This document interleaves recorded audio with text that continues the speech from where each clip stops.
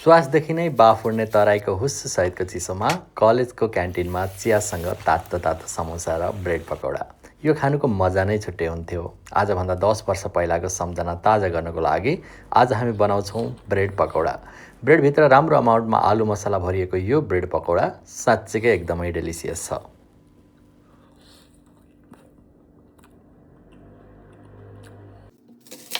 क्रमशः हामी finally chop गर्छौँ प्याज, हरियो खुर्सानी, हरियो धनिया र लसुन।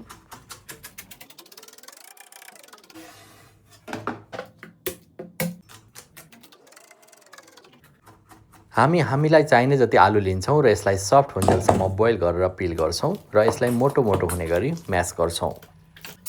एउटा प्यानमा तेल एड गरी हामी त्यसमा प्याज, खुर्सानी र लसुनलाई फ्राई गर्छौँ। यो फ्राई भइसकेपछि हामी एड गर्दै जान्छौँ बेसार, कश्मिरी रातो खुर्सानीको धुलो, त्यसपछि हामी एड गर्छौँ मिक्स मसला, नुन र अब हामी म्यास गरेको आलुलाई राख्छौँ।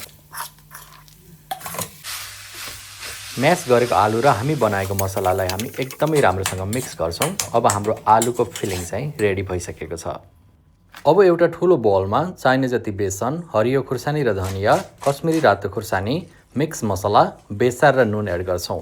अब हामी पानी एड गरी हामीलाई चाहिने जस्तो ब्याटर रेडी गर्छौँ। मैले एज कट गरेको ब्रेड लिएको छु। तपाईँ जुनसुकै ब्रेड लिन सक्नुहुन्छ। यसमा हामी आलु मसलालाई राम्रोसँग राखेर बिचदेखि कट गर्छौँ। यसलाई हामी हल्का हातले पुस गरेर सेट गर्छौँ र यो काट्दा पनि एकदमै राम्रोसँग आलुको फिलिङभित्र भरिएको छ। अब हामी यसलाई हामी तयार गरेको ब्याटरमा राम्रोसँग कोटिङ गरेर मिडियम हिटमा उल्टाइ पल्टाइ गरेर मजाले फ्राई गर्छौँ।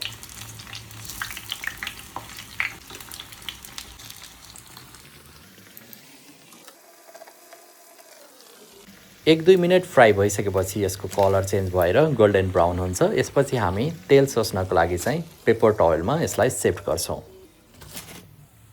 यसरी क्रमशः हामी रिमाइनिङ ब्रेड पकौडालाई पनि क्रिस्पी हुन्जेलसम्म फ्राई गर्छौँ र पेपर टवेलमा राख्छौँ।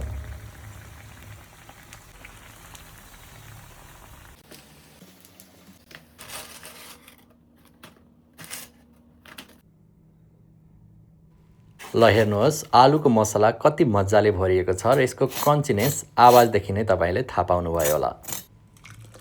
अब हामी हाउसमेड टमाटरको पिरो पिरो चटनीसँग यो क्रन्ची अति नै स्वादिलो ब्रेड पकौडा सर्भ गर्छौँ। तपाईहरू पनि एकपटक यो विधिदेखि अवश्य पनि ट्राई गर्नुहोस्।